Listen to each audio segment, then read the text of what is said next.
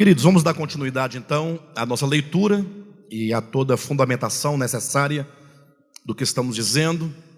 Os irmãos estão acompanhando bem? Assim, estão compreendendo? Estão vendo a fundamentação? O importante nesse momento da leitura, é nós entendermos que a queda, ela aconteceu dentro de um processo. Nós estamos primeiramente demonstrando a queda de Lúcifer, que para nós é o mais importante para entender toda a nossa história, porque Lúcifer, enquanto o diabo, enquanto o Lúcifer caído, enquanto o diabo, Satanás, é a raiz da queda, é a raiz do pecado. Ou seja, não podemos pensar que a nossa queda ou que os pecados que cometemos sejam outros, diferentemente do que ele cometeu. Então, a queda é uma só. A queda de Lúcifer é uma só. O pecado de Lúcifer em relação ao da humanidade também é um só e é o mesmo, não é?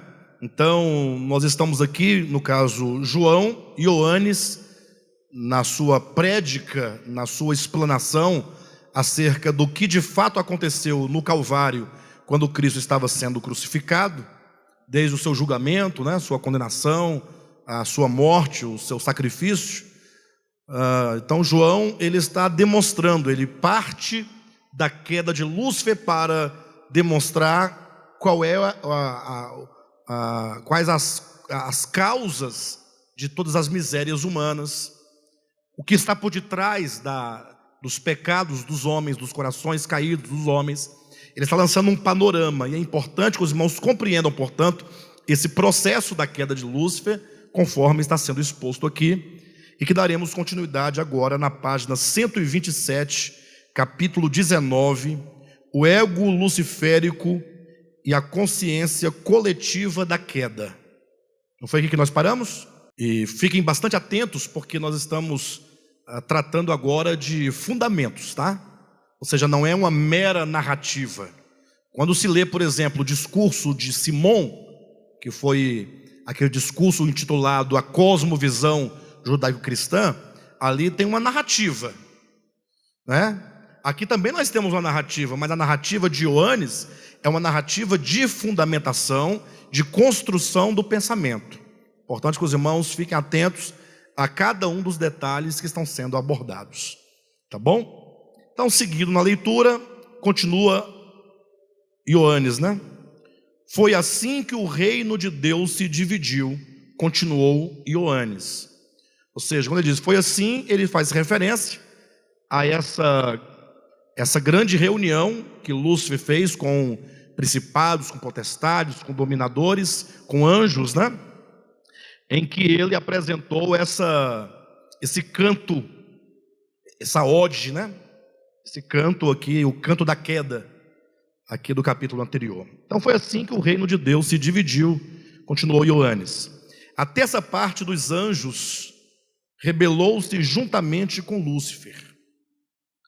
Os seres que então habitavam a terra e que estavam debaixo de seu governo também se rebelaram com ele. O ego luciférico tomara conta de milhares de seres, constituindo-os num reino de trevas e rebelião. O mal se estabeleceu no universo e a serpente ganhou corpo. É isso que eu quero que os irmãos entendam nesse primeiro momento, tá? Se nós voltarmos aqui um pouquinho, nesse canto, há um detalhe interessante, está aqui, página 123, a última estrofe. Na voz de Lúcifer ele diz assim, olha: de dentro de mim brota um fogo, que já começa a brasear. Tomai-o com pinças tenazes e acendei também o vosso interior. Na página 124. Tenhamos o mesmo sentimento e brademos para todos escutar. Não queremos que o tal homem reine, independentes queremos ser. Essa ideia do fogo aqui é aquela ideia da parábola de Jotão, lá no livro de Juízes. Vocês devem se lembrar do episódio quando os filhos de Gideão, eles queriam se rebelar, não é? Para tomar o poder, porque seu pai havia morrido. E então um deles, que era o líder, o principal, ele estava ali trazendo todo mundo para estabelecer um reino de rebelião, quando Jotão, um dos filhos de Gideão, ele chama as pessoas e ele faz um apólogo, né? Ele faz uma parábola. Na verdade, ele traz uma mensagem para os homens de então, para que os homens não se rebelem. Ele conta uma parábola em que havia uma oliveira, havia um espinheiro e havia uma videira, uma oliveira, um espinheiro. Aí ele conta dizendo que as árvores chegaram para a oliveira e disseram: reine sobre nós, né? E a oliveira falou assim: não, eu não vou reinar sobre vocês, porque afinal eu, enquanto oliveira, eu tenho o meu bom azeite. Então é como se ela dissesse: a minha missão é produzir um bom azeite. E as árvores disseram para a oliveira, ou para a videira: reine sobre nós. E ela semelhantemente recusou reinar sobre as outras árvores, dizendo que ela produzia o seu vinho. Quando entretanto as árvores disseram ao espinheiro: reine sobre nós, ele então aceita a proposta e diz que se eles não se colocarem debaixo de sua sombra, ou no sentido de sua autoridade, sairia fogo de dentro dele para consumir as árvores. Então esse fogo que consome os demais é o fogo da rebelião, porque a parábola de Jotão fala sobre a rebelião. Então é um fogo que queima interiormente. A rebelião é algo que vai devastando e vai consumindo aquele que é rebelde. Então, nesse caso, Lúcifer, nessa mesma ideia, nessa mesma imagem, ele diz: de dentro de mim brota um fogo. Só que aqui ele não ameaça queimar os outros, do contrário, ele poderia ser percebido, né? De dentro de mim brota um fogo que já começa a brasear. Tomai-o com pinças tenazes. Ou seja, cada um de vocês, falando para os anjos, pegue uma brasa desse fogo da rebelião e acendei também o vosso interior. Ou seja, esse espírito de rebelião, essa consciência de rebelião, sendo transferida, sendo transmitida para os outros seres. Por isso que então, no último verso dessa parte, ele diz assim: tenhamos, página 124, o mesmo sentimento. E aqui, novamente, nos lembra um outro texto bíblico, que está em Filipenses capítulo 2, versículo 5, quando Paulo diz: tende em vós o mesmo sentimento que houve em Cristo Jesus. E qual é o sentimento que houve em Cristo Jesus? Que, sendo Deus, não se aferrou ao fato de ser Deus, antes ele se esvaziou. Então o sentimento de Cristo é de esvaziamento, de serviço, de amor e de obediência, enquanto o sentimento de Lúcifer é o sentimento da rebelião, o sentimento da usurpação. Então ocorre, agora no capítulo 19, página 127, quando Ioannes continua dizendo que foi assim que o reino de Deus se dividiu, ele diz que a terça parte dos anjos, assim como os seres que habitavam a terra naquela ocasião, ambos, anjos e seres terrenos, se rebelaram juntamente com Lúcifer.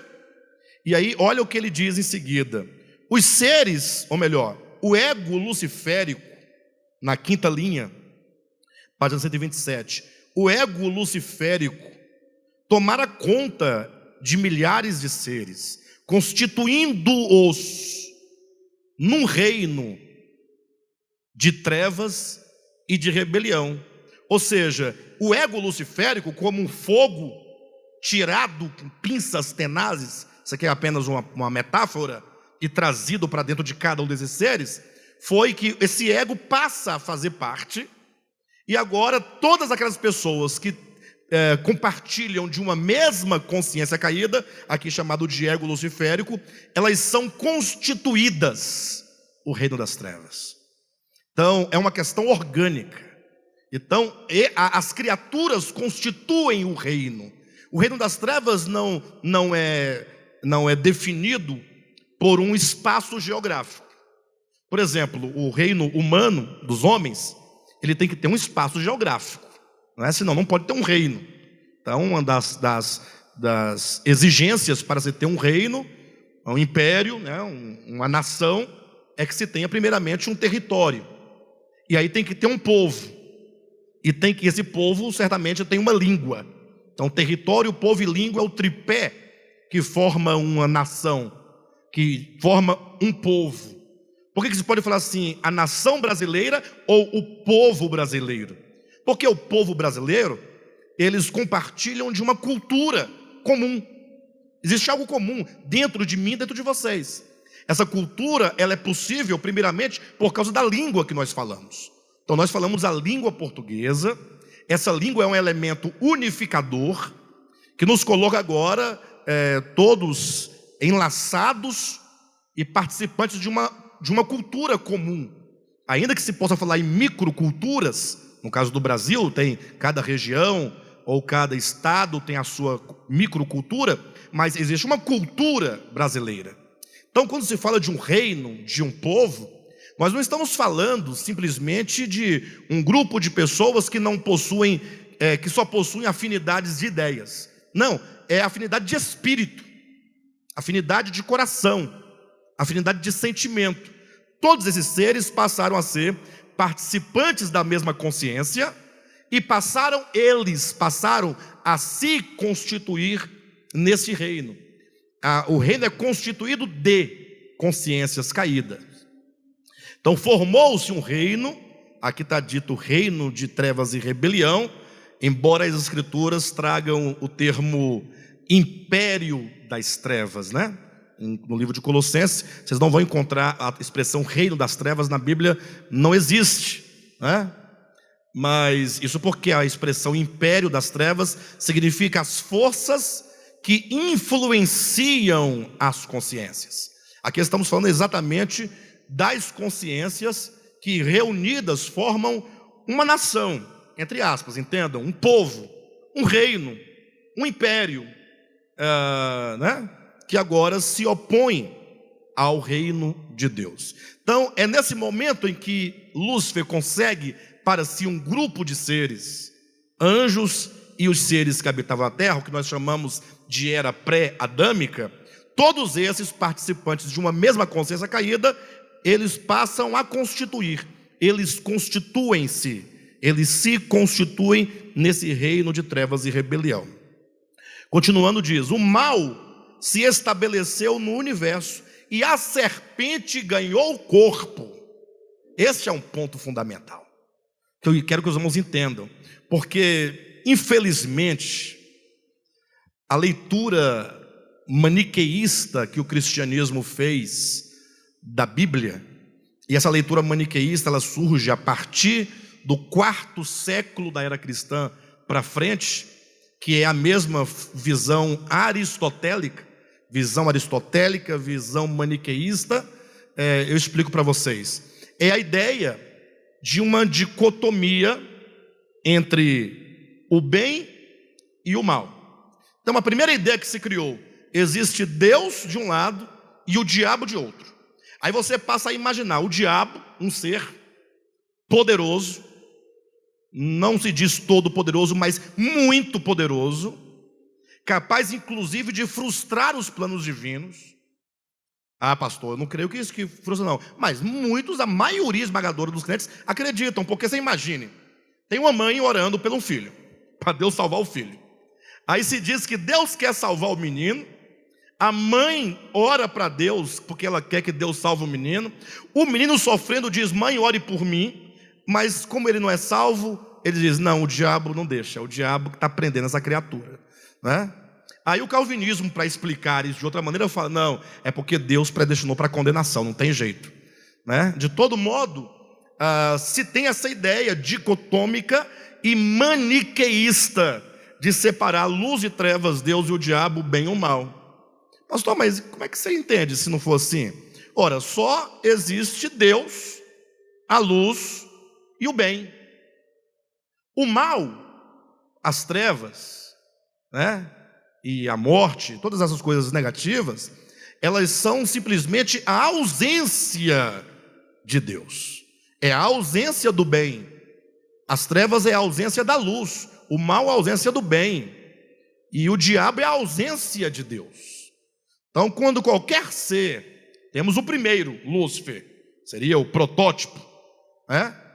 Quando ele cai, ele se torna diabo, em razão da sua consciência, que divide, que rompe, que cria o cisma. Diabo quer dizer acusador, aquele que divide, aquele que separa. Entenda, sempre que houver em algum lugar um coração, uma mente ou um sentimento de divisão, de discórdia, isso é absolutamente diabólico.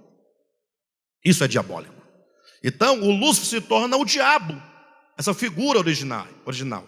Só que agora não pense que ele é um diabo, que agora ele fica tentando, perturbando e destruindo as pessoas que querem fazer o bem. Não, o meio pelo qual ele trabalha é o meio de ganhar o coração do outro para si.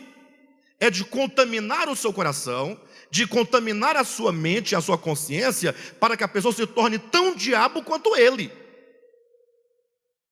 Tão diabo quanto ele, porque diabo é uma consciência que se dividiu do todo, né? Nós somos partes. Então, todos nós, todos os seres humanos, como os animais e o restante da criação, nós deveríamos nos entender como parte do todo, e não desintegrado do todo. Observe, os homens romperam com Deus, aí os homens rompem com os homens, uns com os outros. Os homens romperam com a criação, que ele mata, destrói. Ele destrói os rios, as árvores, os animais, ele vai acabando com tudo. E isso é um espírito de oposição. Alguém que quer ser, e para que ele supostamente seja, ele tem que se tornar inimigo de tudo e de todos. Então o diabo, agora, todo o trabalho dele, você vai encontrar isso amplamente no Novo Testamento, dizendo que ele trabalha nas mentes. Por isso que Paulo vai dizer assim: não vos conformeis com este século, mas transformai-vos pela renovação do vosso entendimento. É aqui que as coisas todas acontecem, porque o seu entendimento, a sua mente, o que nós chamamos da sua consciência, é o que define o que você é e o modo como você se põe no mundo em relação a Deus, ao seu próximo e ao restante da criação. Então o diabo agora, Lúcifer, o diabo, o cabeça, esse o pai, enquanto origem, pai da mentira, ele agora transmite o seu sentimento para muitas criaturas, e essas criaturas agora se tornam um com ele. Usa a expressão aqui no livro: o mal se estabeleceu no universo e a serpente ganhou corpo. Veja que a escritura ela é tão clara sobre isso, que quando se lê a escritura no âmbito orgânico, no âmbito panorâmico, no geral, quando se contempla o todo e não fica atrás pensando versículos para inventar doutrina, você vai encontrar a serpente no Éden, mas lá no Apocalipse, ela agora é o grande dragão vermelho. O texto é muito claro, lá de Apocalipse 12, 9, que a antiga serpente, o que o dragão é, a antiga serpente, o diabo. Então essa serpente que é o diabo, ela chegará a ser um grande dragão. É uma serpente que cresceu. A serpente se tornou dragão. Ela ganhou corpo, ganhou dimensão. E esse crescimento é o agregar para si de tantas consciências que se deram a mesma queda dele, ao mesmo pecado, à mesma rebelião, que se entregaram ao mesmo sentimento. Isso é tão interessante. Deixa eu mostrar algo na Bíblia para vocês. Abra sua Bíblia lá em Apocalipse capítulo 2, e vocês vão ver essa relação feita nitidamente no capítulo 2 de Apocalipse, versículos 9 e 10. Já eu retorno para o livro, tá, amados? Isso aqui é só uma fundamentação, porque é algo extremamente importante. O texto fala assim, olha, isso é Jesus falando para a igreja de Esmirna: conheço a tua tribulação, a tua pobreza, mas és rico, e a blasfêmia né? Aqui em outra versão diz: e as acusações e as infâmias dos que a si mesmos se declaram judeus e não são, sendo antes o quê? Sinagoga de Satanás. Ou seja, os judeus a quem o texto se refere eram homens judeus que, em razão das constantes acusações contra os cristãos, acusando-os porque eles agiam com espírito diabólico de perseguição e de acusação, eles são chamados de sinagoga de Satanás. O que é uma sinagoga de Satanás? É uma comunidade de Satanás, é uma família de Satanás, em consonância com o que Jesus disse sobre os mesmos judeus em João capítulo 8, 44, que o diabo, o pai da mentira, é o vosso pai. Lá não diz isso? Já, de modo que aqueles judeus que se uniram ao mesmo espírito de Satanás são chamados de filhos do diabo, o diabo que é o vosso pai. E qual é o contexto lá de João 8? É que vocês, enquanto filhos do diabo, querem satisfazer-lhes os desejos.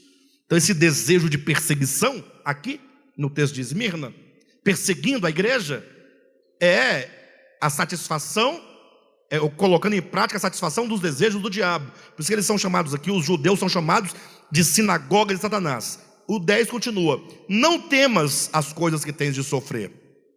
Eis que o diabo está para lançar em prisão alguns dentre vós, para ser dispostos à prova, e tereis tribulação de 10 dias, ser fiel até a morte, e dar-te a coroa da vida. O diabo está para lançar em prisão alguns de vós. Esse diabo aqui, não pensa que é o capeta, o Lucifer caído, que foi lá e falou assim: eu vou fazer isso aqui.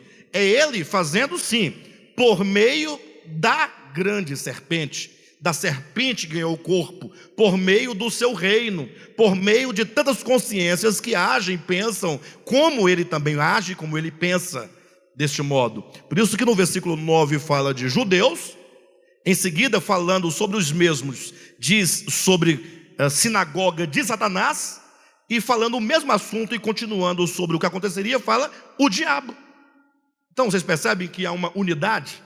Então, eu fiz questão de falar isso, porque a maioria dos cristãos tem o diabo como sendo assim, o diabo, o capeta, o Lucifer caído, que ninguém sabe exatamente onde ele está agora. Pode estar na África, na Ásia, pode estar no Japão, em todo lugar eu sei que ele não pode estar. Vocês concordam comigo? Ele não pode, ele não é onipresente, ele só pode estar num lugar ao mesmo tempo. Mas os crentes pensam que onde tem um crente, o diabo está do lado dele. Não é assim que eles pensam? E não sabem que esse diabo a quem eles tanto temem e a quem tanto reverenciam, conferindo-lhe grande poder, ele está agindo sim, mas por meio da própria pessoa, da sua própria consciência e do seu próprio coração, que sendo diabólico, contaminado pelo mesmo fogo da rebelião, pelo mesmo espírito de rebelião, constitui-se num único corpo com a serpente. A serpente ganhou corpo, a serpente ganhou dimensão. Então a melhor maneira de fazer esse tipo de coisa, podemos até ilustrar, né? Antigamente não se ouvia falar no tal do fake news, né? Inclusive eu quero orientar os irmãos a dizer que isso é a questão das redes sociais, isso é um grande perigo. Oriento os irmãos que usam redes sociais, usem com bastante responsabilidade, no sentido de não passe para frente nenhuma informação, por mais que pareça ser boa para ajudar alguém. Não, a maioria delas é fruto de mentira. Alguém inventa uma mentira e joga, e aí ela vai encontrar tantas pessoas como ela que propaga. Quem propaga o mal somos nós. Quando você recebe uma mensagem, você manda para os seus grupos. Imagina que uma pessoa manda para outra, ou manda para um grupo, então esse grupo tem 100 pessoas, cada uma manda para outro grupo que cada um tem mais 100, isso vai gerando o quê? Uma teia, uma web, não é? Vai contaminando. Inclusive eu vi uma reportagem essa semana, falando de pessoas que sofreram perseguição, que quase foram linchadas em razão de quê? Em razão das redes sociais. Alguém acusou uma outra falsamente de que era, digamos, uma sequestradora de crianças, colocou nas redes, a cidade se reuniu para linchar. E não era verdade. Como é que você lida com esse tipo de coisa? É uma coisa muito ruim. Agora imagine depois a pessoa pensando, puxa, eu contribuí para a morte de uma pessoa, mas eu não tinha essa intenção. Então, se você não tem a intenção, não divulgue. Por que você não checa primeiro? Quando me manda uma mensagem, né? O hospital tal está doando 1.000 latas de leite NAN. Corre lá, tem um telefone. Por que você não liga? Eu ligo. Aí não é tudo mentira. Não precisa nem ir atrás num site de boatos, não. Basta você ligar no telefone. Fala com a pessoa, quem você é, onde você mora, de onde procede essa informação. Você vai perceber que nem conseguir ligar, na maioria das vezes você consegue. Mas então, por que a gente vai contribuir com isso? Então, Satanás tem o mesmo princípio. Lógico, não tem nenhuma relação direta com o que eu estou dizendo. Mas a relação que eu quero fazer é: o diabo não precisa de estar em todos os lugares, tentando influenciar alguém. Basta que ele esteja representado e que ele esteja presente no sentido de quantas consciências caídas houver. Onde está o diabo? Em todos os lugares onde há uma consciência caída. E a Escritura não me deixa mentir nesse sentido, e não me deixa sozinho, uma vez que Jesus chama Judas de diabo, chama Pedro de Satanás, levando em conta que esses termos, eles se referem a esse espírito de rebelião, de acusação e de divisão. Mas vamos seguir. O mal se estabeleceu no universo. Estou na página 127, na 10ª linha. E a serpente ganhou o corpo. Agora, o primitivo e originário Satã tornou-se um adversário coletivo. Juntos, unidos num só sentimento, os rebeldes tornaram-se partícipes de uma mesma consciência caída e de um coração maldito. Página 128. Muito tempo levou para a constituição deste império. Por que tem essa informação aqui? Muito tempo levou para a constituição deste império. Novamente se faz necessária uma intervenção. Isso porque as pessoas pensam que Lúcifer era um anjo bom num dia, no dia seguinte ele era o capeta. Assim como pensam que o homem criado no Éden estava bonzinho num dia, no outro dia virou essa desgraça de humanidade caída que os irmãos veem no mundo. A queda, ela se dá progressivamente. Leva tempo para se construir uma consciência. Pastor, de onde você tirou essa ideia que para construir leva tempo? Ora, é só você olhar o sentido inverso. Porque para eu entender a queda, eu preciso entender a salvação. E para entender a salvação, tem que entender a queda. Por quê? Porque são coisas, é uma dicotomia. Uma está em oposição à outra. O que é a redenção? O que é a salvação, senão o remédio e para resolver o problema da queda? E como é que uma pessoa é salva? Ela não tem que ser salva organicamente? A Bíblia não fala de edificação da igreja? O que é a edificação? O que é a santificação? Senão um longo processo em que se vai destruindo do coração os sofismas e as fortalezas do maligno, para que se construa agora a verdade no lugar do sofisma e a obediência no lugar das fortalezas. Por que nós temos tanta dificuldade de cumprir com o Evangelho? Alguém dirá, eu não tenho dificuldade. Tem, todos têm, e muita.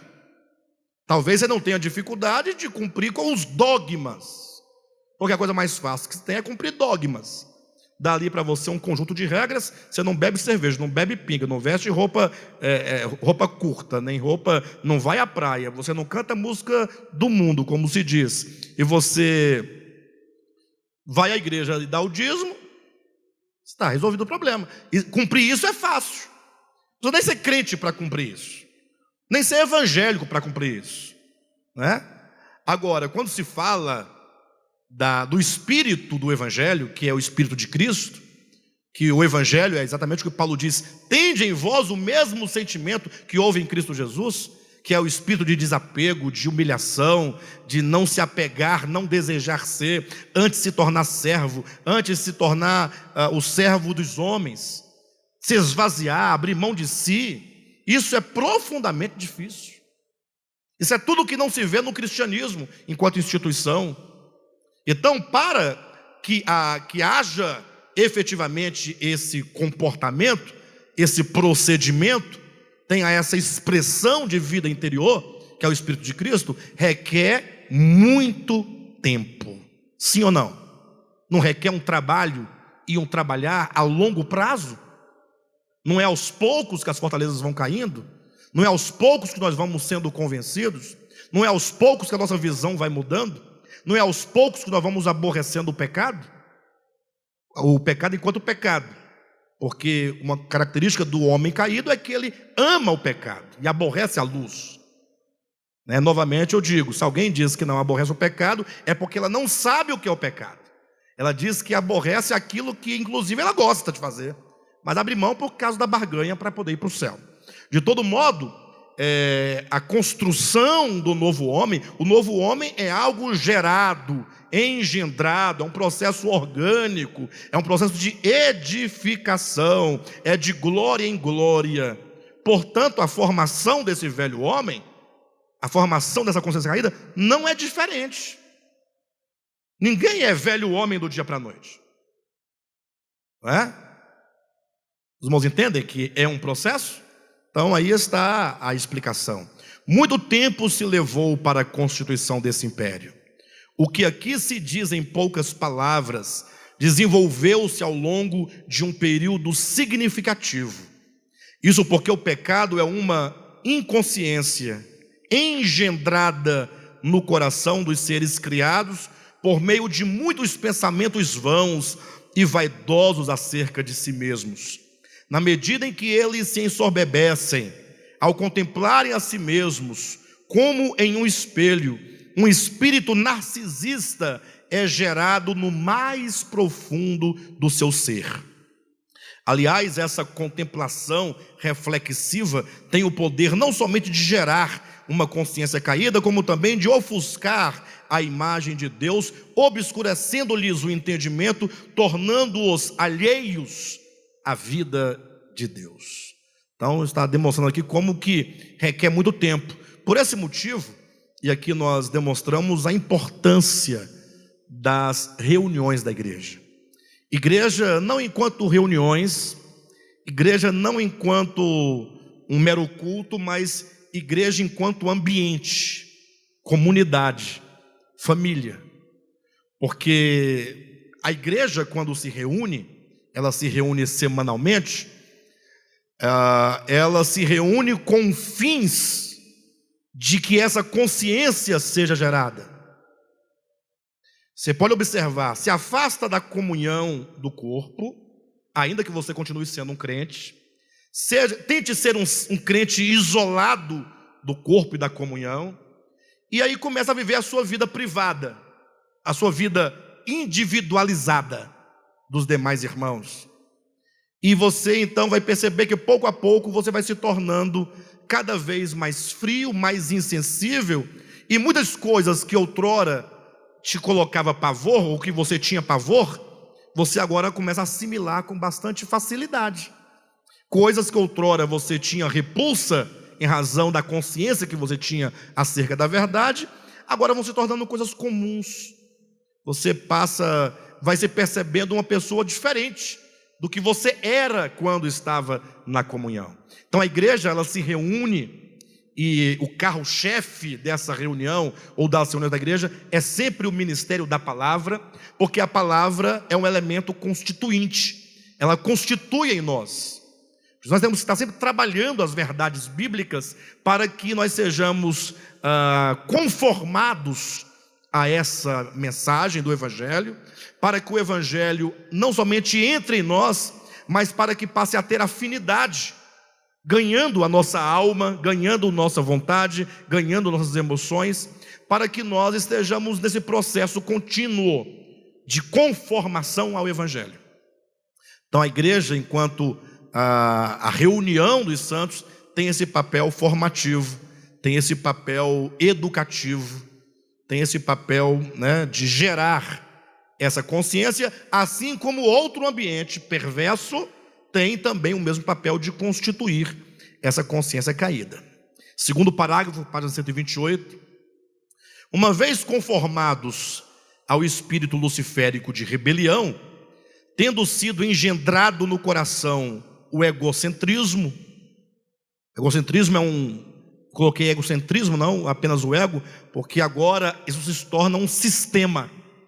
O ego não é apenas uma vontade que em alguma situação se opõe a Deus, mas é algo que está formado, sistematizado e acontece do mesmo modo em todos os corações, em todos os tempos, em todos os lugares, de um mesmo modo. Tendo sido engendrado no coração o egocentrismo, tornaram-se os seres caídos inimigos de Deus.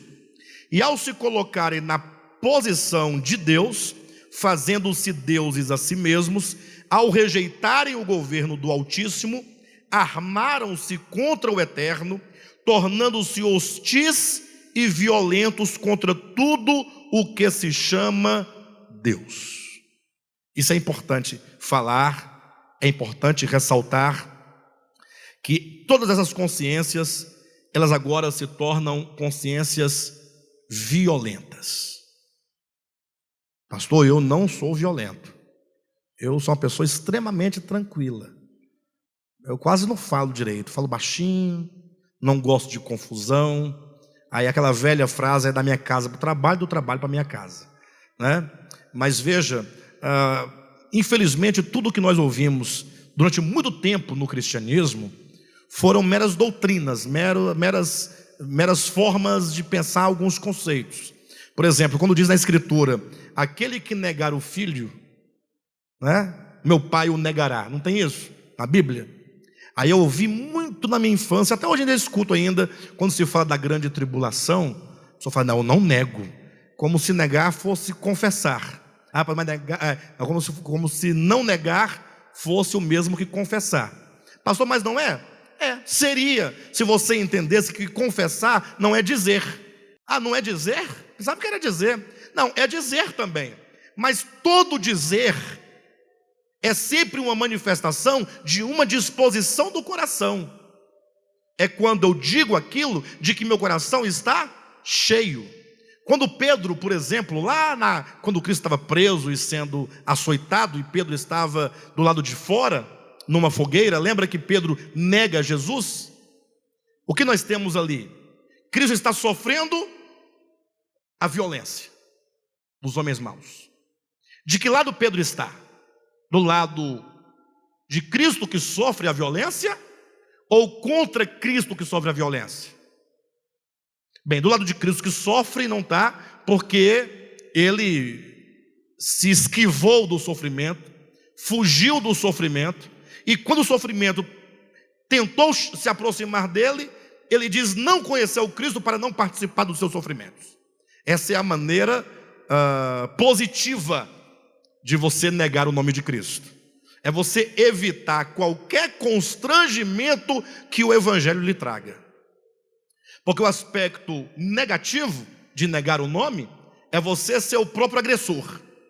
Então, ou você agride, ou você diz que não tem nada a ver com o sofrimento daquele homem. Nesse sentido, eu estou do lado de vocês. Você é deles? Não, não sou. Se não é do lado dele, então você está do nosso lado. É uma maneira de você negar, embora você não agrida como os ofensores, mas você se torna passivo ao lado ou do lado dos ofensores. Entenderam bem? Isso é de uma gravidade muito grande. E quando é que nós nos tornamos essas pessoas violentas do reino das trevas? É simples. O Evangelho de Cristo, daí vocês têm que ler os 4 evangelhos com atenção. Já fiz esse desafio aqui outra vez e torno a fazer. Pegue um papel, uma caneta, leia Mateus, Marcos, Lucas e João, e toda vez que Cristo trouxer um ensinamento, você escreva o nome do ensinamento. Você não vai conseguir encher uma folha de papel, porque não são muitos. O ensinamento de Cristo é que você não deve ser hipócrita, Você deve amar os seus inimigos. Você não deve, como diz, você não pode se colocar a favor de nenhuma injustiça, não é isso? O que mais? Praticar a bondade, o perdão. Tem mais alguma coisa? Não são muitas coisas. Tudo o que ele diz é só o reino da paz e do amor.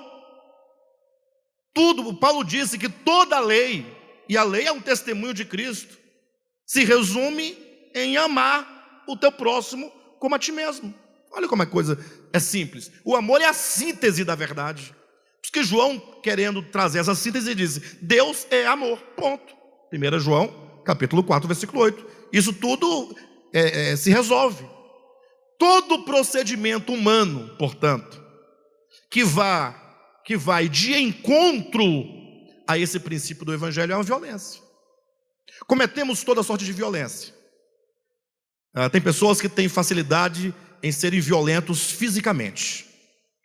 Tem outros que, sendo incapazes de ser violentos fisicamente, são violentos verbalmente. Outros são incapazes de serem violentos verbalmente e são violentos quanto à injustiça. Tem uma facilidade de tirar o dinheiro do outro. Tem uma facilidade de negar o direito do outro. Tem uma facilidade de, não roubando do outro, o faz do mesmo modo, né? Quando você deixa de dividir com o necessitado. Isso não é roubar, não. Porque Deus nos dá, e sempre haverá do nosso lado um necessitado, para que nós pratiquemos a justiça. Paulo vai explicar isso em 1 Coríntios, capítulo 6, salvo engano, capítulo 9. Paulo explica que o ato de dividir aquilo que Deus te deu com o necessitado, com o faminto, consiste na prática da justiça. Interessante que os pregadores do Antigo Testamento, que são os que não entenderam ou não querem entender o Novo Testamento, pastores dos dias de hoje, eles pregam que tem que dar o dízimo, porque está lá, eles mostram no Antigo Testamento, não mostram? Que tem que fazer isso, aí mostra lá o texto. Mas você vai observar que eles estão fazendo exatamente o que os fariseus faziam, né? Exigindo que se dê o dízimo meticulosamente do endro como da hortelã, e nega o que há de mais importante na lei. Ou seja, o mais importante é a fé, a justiça e a misericórdia. Aí faço um outro desafio para vocês: leia o Antigo Testamento, conforme vocês vão ler os Evangelhos, também com o papel, e leia os profetas. Porque os profetas vão, a partir da lei de Moisés, advertir o povo. E eles vão insistir, todos eles, numa mesma tecla: a prática da justiça. Não há outra. O ritmo é um só: justiça, justiça. A ponto de Isaías falar no capítulo 58, né, em nome de Deus, dizendo: quem vos pediu para jejuar? Como assim? Está doido? Quem pediu jejuar? Uma atividade religiosa, né, mística. Todo místico jejua. Ele diz: e porventura foi esse o jejum que eu pedi para vocês? Ficarem com fome o dia todo? Com cara de tacho? Não. O jejum que eu pedi, o profeta dizendo, né, em nome de Deus, é que vocês libertem os escravos, tirem as ataduras que prendem os homens, é que você reparta o teu pão com um faminto. Isso é justiça. Então o Evangelho de Cristo é a justiça. O amor vai produzir a justiça, ao passo que a injustiça é uma forma de violência. Então daí os irmãos tiram que não é tão simples a coisa assim, né? Ou talvez seja até simples de se entender, mas daí os irmãos vão compreender o tanto de coisa que nos disseram a vida inteira, que nós carregamos como fardo, né? Não pode olhar para cá, não pode olhar para lá, não pode pegar na caneta, não pode beber essa água, não pode olhar no celular, porque tudo era pecado. E nós estávamos abraçados e enraizados no pecado, sem saber que isso era o pecado. Isso é de uma gravidade tremenda. Vamos continuar. O último parágrafo da página 128. Como Caim, retiraram-se da presença de Deus, e como o filho pródigo, deixaram a casa do pai e foram habitar numa terra distante. Não entenda casa do pai no sentido geográfico, nunca. A casa do Pai é o lar. Lar não é casa, lar é ambiente, é esfera, atmosfera. Vocês entenderem bem, podemos colocar assim: muitos têm uma casa para morar, ainda que seja alugada. Poucos possuem um lar. O lar é um ambiente fraterno, de amor, de cuidado, de carinho. Vocês entendem? Você pode ter a melhor casa do mundo e pode não ter um lar. A casa do Pai aqui se entende enquanto essa comunhão com a verdade, comunhão com a luz, comunhão com o Pai. É esse Espírito de Cristo, essa harmonia, né? Então, como o filho pródigo, foram habitar uma terra distante, isolaram-se do Criador em suas consciências e já não lhe prestavam mais conta de sua administração como outrora. Implementaram sobre a terra o seu próprio reino, tendo Lúcifer como Deus e príncipe deste mundo. Página 129. O abandono à vida trouxe toda sorte de enfermidade e morte. E aqui é outro princípio que eu quero que vocês entendam. Qual é a descrição até agora? Até agora Deus está parado. Até agora Deus não entrou em ação, entrou? Até agora nós temos Lúcifer, com tantos seres criados, que juntamente se orgulharam, se afastaram do Criador, montaram para si um império, uma consciência caída de oposição ao Criador, de violência contra o Criador, de violência contra a verdade. Estão entendendo? Eles estão em oposição. Ocorre que esta oposição se dá por meio de um afastamento da fonte de todo bem. Isso é o pecado. O homem, se ele entender que ele existe em Deus, se move em Deus, né? E ele vive em Deus, é um princípio vital de toda e qualquer existência. Se ele entender isso no seu coração, ele vai ser alguém totalmente dado a essa verdade e na confiança desse Deus que nos dá vida. Perfeito? Quando ele se ilude, ele acha que ele é de si mesmo, ele existe de si mesmo, que não depende dessa vida, ele se afasta no coração e na consciência. Esse afastamento, ele certamente tem consequências. Se você se afasta, Deus falou isso por Jeremias capítulo 2, ele diz assim, olha: 2 males cometeram o meu povo contra mim. Primeiro, a mim me deixaram o manancial de águas vivas. Qual é o princípio aqui? Deus é um manancial de vida. Manancial é abundância, de águas vivas é de água que dá vida. Então, ele não somente é a vida, Deus, mas ele é a abundância, ele é vida abundante. Os homens deixaram esse manancial, se afastam da vida, na consciência e no coração. Esse afastamento vai gerar o quê? A ausência de vida, o quê? Morte. Morte física e morte espiritual e por fim morte eterna. Afastamento da vida é morte. Se eles se afastam da luz, surge o quê? As trevas. Se se afastam do bem, surge o mal. E se eles se afastam da saúde, da fonte de saúde, doença.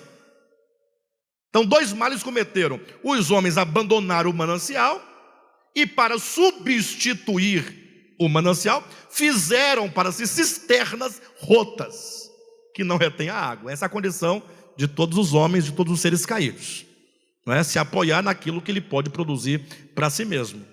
Então esse afastamento do bem, da luz, da verdade, da vida, da saúde, que Deus é a fonte de toda saúde. Em Deus não tem doença, não tem enfermidade em Deus. De Deus só pode fluir vida, saúde, luz, bem, verdade. Não pode ter outra coisa. Portanto, todos os males, todos, se é mal, procede do afastamento. Porque essa explicação, para que ninguém confira a Deus o mal, nem tampouco o pecado, nem tampouco a doença, nem tampouco a angústia. E Tiago fala isso no seu livro, quando ele diz: de uma fonte de água pode jorrar água doce e amarga ao mesmo tempo. De Deus não pode sair a morte. De Deus não pode partir violência alguma.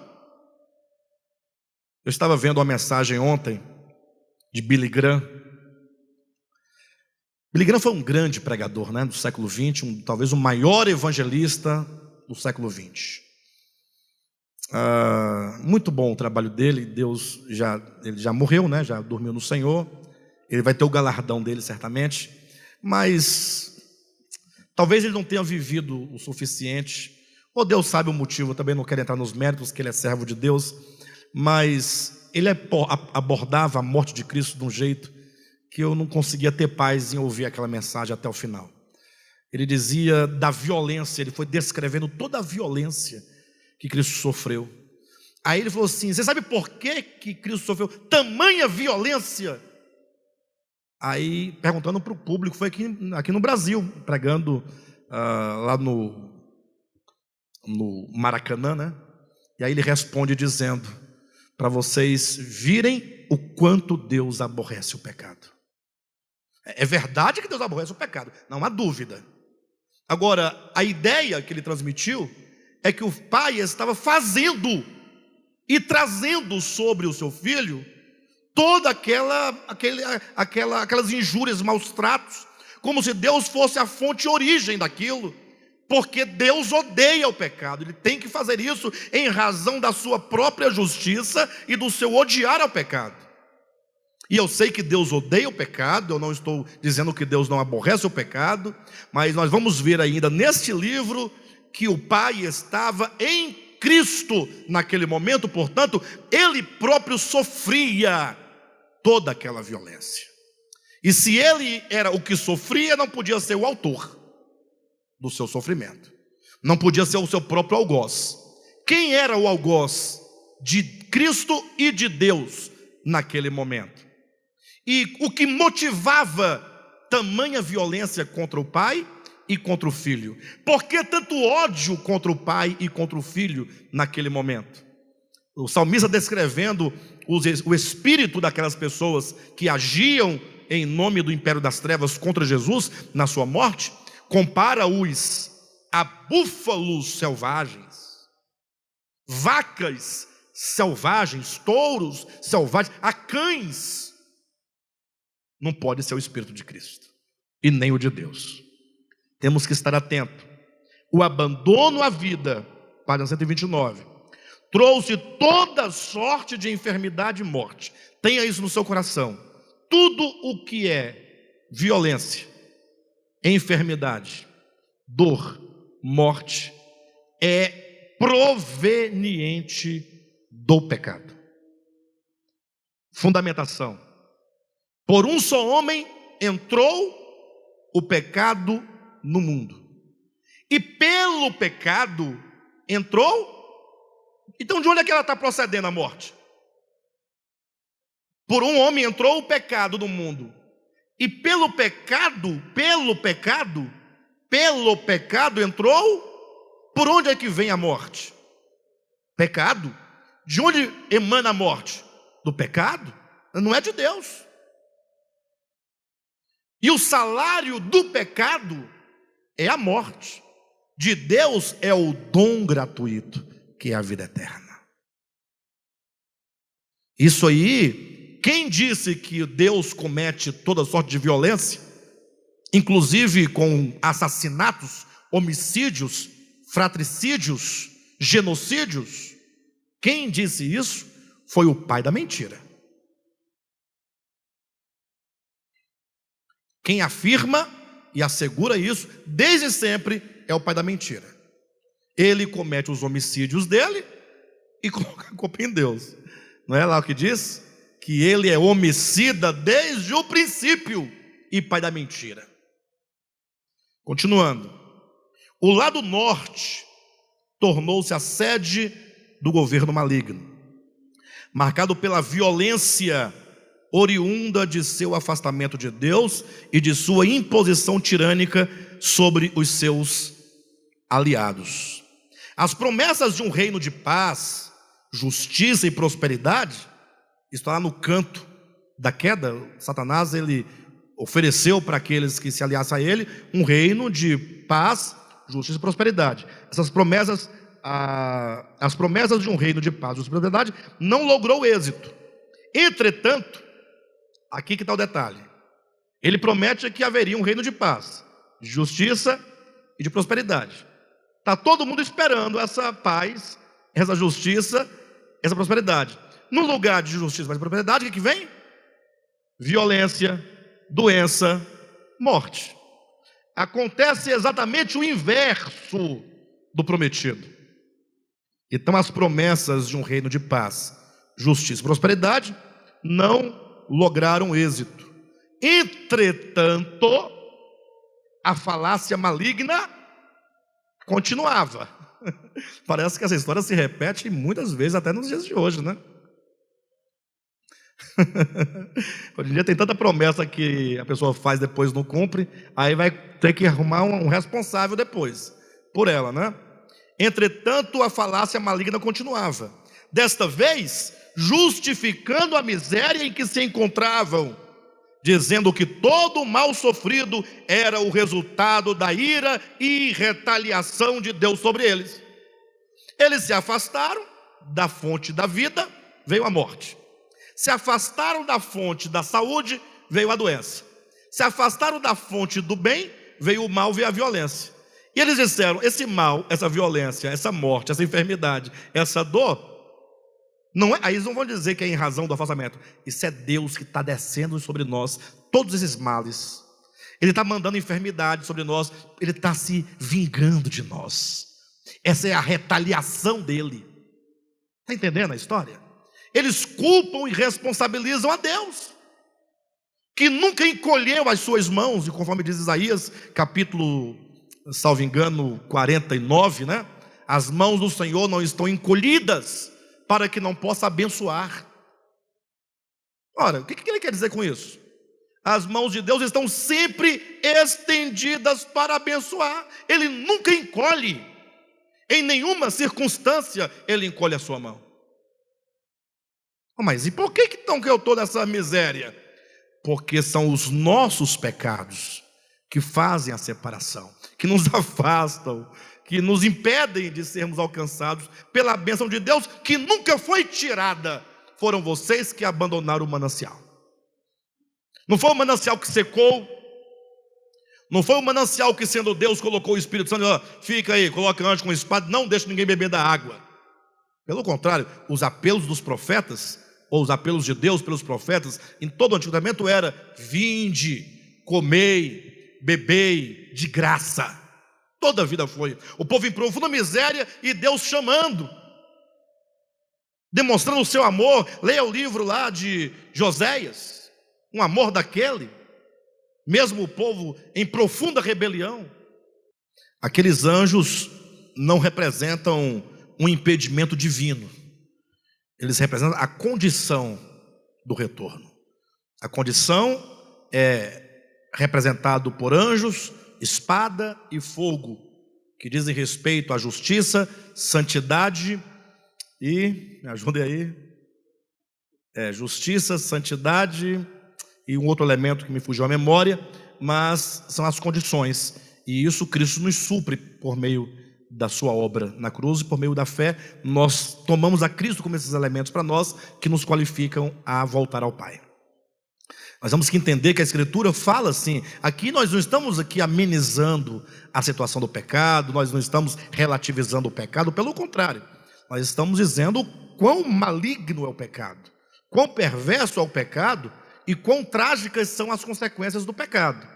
O que nós estamos fazendo é não aplicar isso como uma condição divina, ou como uma retaliação divina, como uma vingança divina, porque seria uma luta meramente carnal, né? O que o Evangelho nos fala? Que se alguém te ofender, você não deve perdoar. Então, quando alguém ofende Deus, o que Deus faz? Ele perdoa. Ele não se vinga, ao contrário, né? Mas na Bíblia tem texto que fala da vingança de Deus. Tem, fala de vingança de Deus, da ira de Deus. A questão não é se fala ou não fala, a questão é como você entende. O problema é que você, quando vê lá a ira de Deus, você pensa na ira enquanto a sua ira. Vingança de Deus, você pensa na sua vingança, né? Enquanto que a vingança de Deus, a ira de Deus, a retribuição de Deus se dá sempre nós chamamos de juízo passivo. Como é que isso acontece? Deixa eu me explicar em poucas palavras. Cristo foi até Jerusalém, perfeito? Pregou 3 anos e meio o amor e a graça do Pai. Depois de 3 anos, o povo judeu não quis. Jesus então, chegando no alto da cidade, ele viu que eles não receberam aquela graça. Aí o que ele disse? Ele disse, como vocês não receberam, agora vocês sentirão o poder do meu braço. Assim que ele disse? Ele chora. Diz, eu quis evitar que o mal viesse sobre vocês. Eu tentei por diversas vezes reunir vocês para protegê-los debaixo da minha, mas vocês não quiseram. E eis agora que a vossa casa ficará deserta. Ele estava profetizando a destruição de Jerusalém no ano 70 pelo rei Tito, não é? O imperador romano.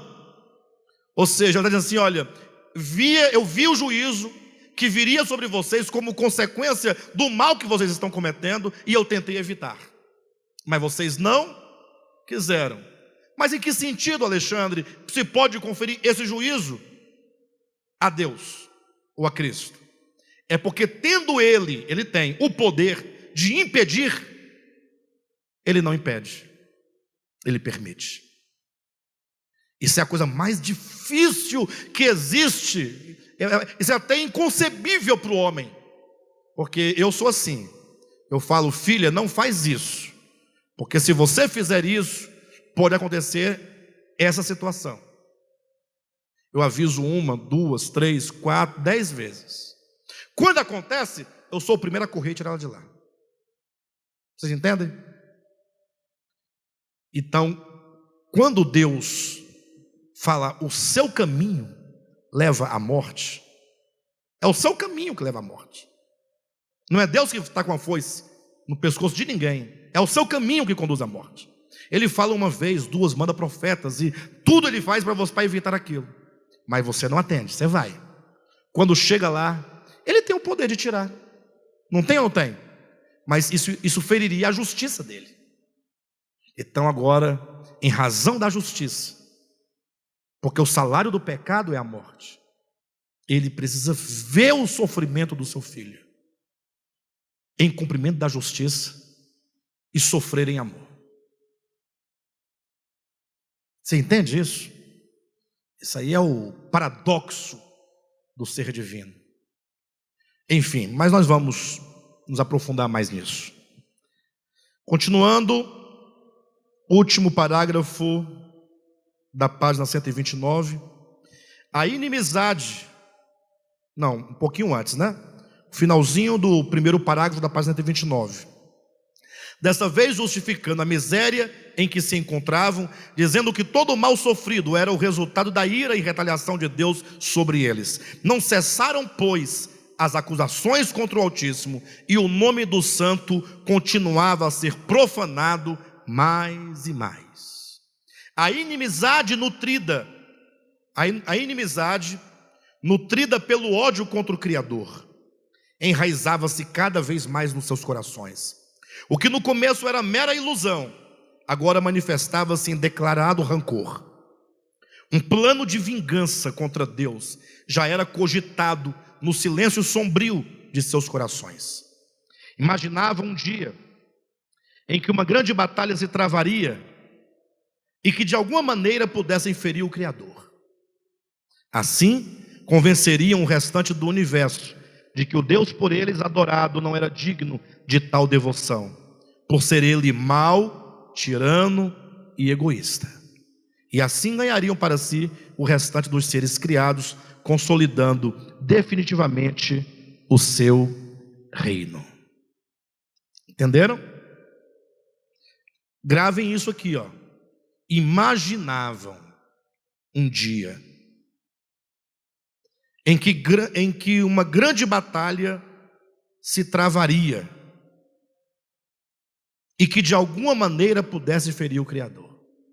Não conformados com tudo o que praticaram, agora conferiam a Deus o resultado do seu pecado, que era a miséria na qual eles viviam, e agora, cheio de ódio contra Deus, pensavam: um dia nós vamos lutar, e nesse dia nós vamos ferir a Deus, nós vamos demonstrar. Assim, convenceria o restante do universo de que o Deus por eles adorado não era digno de tal devoção, por ser ele mau, tirano e egoísta. Ou seja, nós vamos provocar uma batalha, nós vamos incitar uma guerra contra ele, e aí ele não tem outra saída, ele vai ter que reagir. Quando ele reagir contra nós, aí nós vamos falar: olha aí a violência dele. Ele é violento ou não é violento? Está aí a prova. E aí nós vamos mostrar para o mundo que ele é mau e que ele é violento. Então eles tinham essa trama, sabe? Vamos armar uma casinha para ele, vamos chegar mesmo firme para uma batalha, uma guerra, e ele não vai ter outra saída, ele só vai poder lutar. E se ele lutar, a gente ganha a batalha, no sentido de revelar ao universo o seu caráter. O que eles não sabiam é que na hora da batalha, Deus estaria como um cordeiro mudo, sem nenhuma defesa de armas carnais. Eles não sabiam disso, né? E assim ganhariam para si o restante dos seres criados, consolidando definitivamente o seu reino. Página 131, capítulo 20. O silêncio de Deus e do tempo. A esta altura, esperavam os seres não caídos, porque não tem também os seres que não caíram? Eles não caíram. Miguel, né? A esta altura esperavam os seres não caídos, com expectativa, uma resposta de Deus. O Senhor, entretanto, não se manifestava. Conselho para vocês: quando injuriarem vocês, quando falarem mal de vocês, quando se levantarem contra vocês, não digam nada. Ah, mas se ficar calado vai. Não, não vai nada. Não se defenda. A melhor arma é a não violência. Se alguém age com violência verbal contra você, com uma calúnia, alguém sai difamando o seu nome, imagine. Se você sair atrás se defendendo, você fatalmente vai acabar revelando várias eivas daquela pessoa, não vai? Você vai estar respondendo com a mesma arma que você julga ser atacado. Então, se alguém gera uma injúria contra você, isso é mal? Não proceda. Permaneça em silêncio. Ah, pastor, mas vão achar que é verdade. O tempo se encarregará de mostrar o que é e o que não é. O tempo. Embora haja alguns prejuízos, ou aparentes prejuízos, mas nada melhor do que a justificação do tempo. A esta altura esperavam os seres não caídos, com expectativa, uma resposta de Deus. O Senhor, entretanto, não se manifestava. Aliás, tudo o que mais queria o inimigo era que Deus interviesse com violência. É que Deus se insurgisse com uma resposta imediata. Taca fogo neles, mata todo mundo. Eles queriam isso. Na verdade, quando alguém fica te injuriando, ela quer uma resposta sua, ela quer uma agressão sua. Aliás, tudo o que mais queria o inimigo era que Deus interviesse com violência, pois assim provaria a sua tese acerca do eterno. O amor, entretanto, que tudo sofre, tudo suporta e que jamais se ressente do mal, demonstrou-se longânime e nada fez. Uma grande interrogação acerca de Deus se imprimiu no universo. Por que ele não reagia? Por que tamanho silêncio diante de tão abrupta rebelião, quando a circunstância exigia uma ação enérgica a fim de conter o mal e impor novamente a paz no mundo? Ora, o mal parecia prosperar, enquanto Deus se mantinha quieto, como se porventura não tivesse o que fazer. O Deus clemente não retirou o sol e a chuva, que cai sobre a terra para o bem de suas criaturas. O que acontece com você quando alguém comete males contra você? Você retira o sol e a chuva ou não retira dele? Tira na hora. Se a pessoa tivesse um benefício seu, acabou, corta o benefício. Corta o benefício, né? Se a pessoa podia receber alguma coisa, não dá mais. Afinal, ele é o seu maior inimigo. Mas essa não é a mente de Cristo. O Deus clemente não retirou o sol e a chuva que cai sobre a terra para o bem de suas criaturas. Afinal, estas bênçãos o Criador dá a maus e bons. O sofrimento que enfrentavam era, em verdade, a consequência de seu próprio afastamento da fonte de todo bem. As mãos de Deus não estão encolhidas para que não possam abençoar. São os pecados e iniquidades das criaturas que as privam dos benefícios celestiais e as impedem de usufruir da inesgotável fonte da vida. Foi o filho pródigo que deixou a casa do pai e foi habitar numa terra distante. A consequência dessa decisão é conhecida de todos. Acabou num chiqueiro, a cuidar de porcos e a padecer de extrema fome e miséria. O pai, todavia, sempre esteve de braços estendidos para recebê-lo de volta. Na casa do pai sempre teve pão com fartura, e os que nela se abrigam de nada têm falta. Ao longo de milhares e milhares de anos, em rebelião, o pecado e a morte foram consumindo o mundo antigo, até que se desfez, chegando ao ápice da desgraça, vindo a sofrer o grande colapso que o deixou sem forma e vazio, cheio de trevas e imerso em águas. A morte cobriu o céu, onde se encontra o trono de Satanás, e cobriu também a terra, destruindo a vida física, deixando trancafiados em cadeia circunstancial os espíritos e anjos caídos, em completo silêncio. Isso que é a narrativa de Gênesis 1, versículo 2, quando fala: a terra estava sem forma e vazia, e as águas enchiam a terra, e havia trevas sobre a face do abismo. Essa é a descrição. Esse foi o resultado do afastamento. Por terem eles se afastado de Deus, e os pecados de violência foram crescendo tanto, que a terra, a criação, gemendo por causa do pecado desses seres, ela acabou se desfazendo em água e se tornando sem forma e vazia. Os mundos não caídos não sabiam como se daria o fim dessa história. Tampouco compreendiam a suposta inércia de Deus, que parecia indiferente ao mal que se manifestava no universo.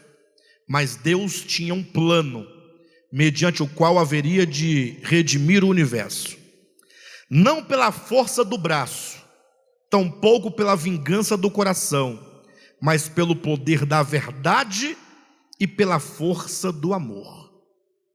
Somente a verdade liberta, e somente o amor vence o mal. No reino de Deus não existe o poder da violência, nem a violência do poder, porque Deus é amor. O seu plano, conforme revelado nas Escrituras, consiste em tornar-se conhecido do universo. Ou seja, Deus falou assim: eu vou me tornar conhecido do universo.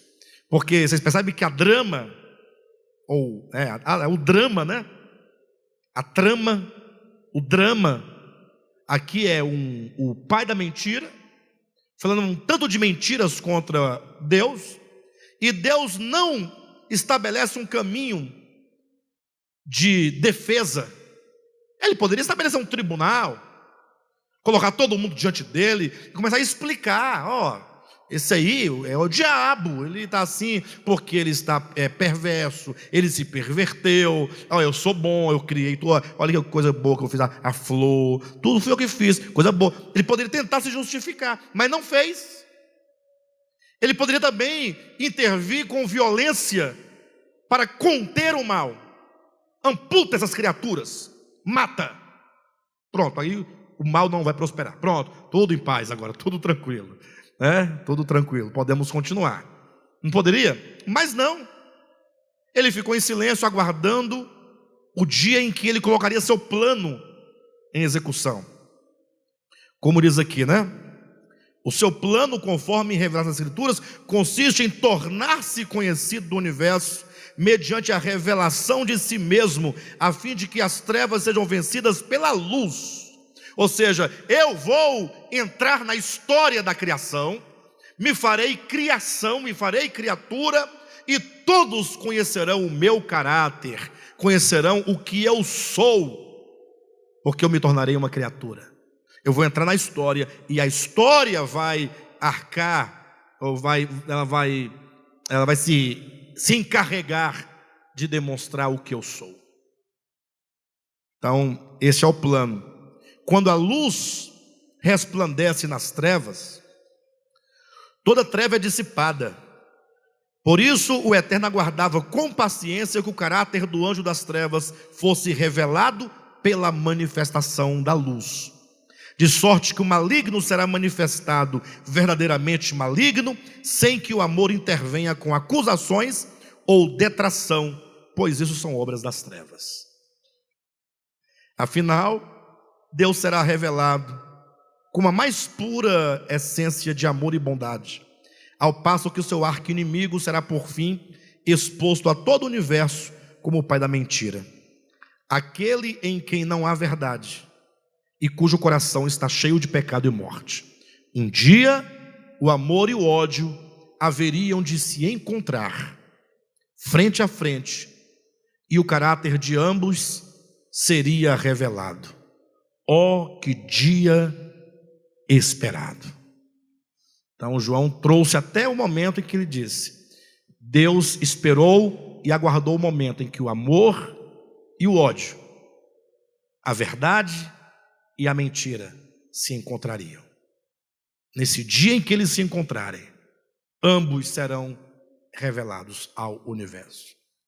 Ele está prenunciando aquele momento em que eles estavam ali diante da cruz. João encaminha para esse momento. Tá bom? Muito bem, página 135. Na próxima semana nós daremos continuidade. Que maravilha, né? Amados, eu estou amando essa leitura.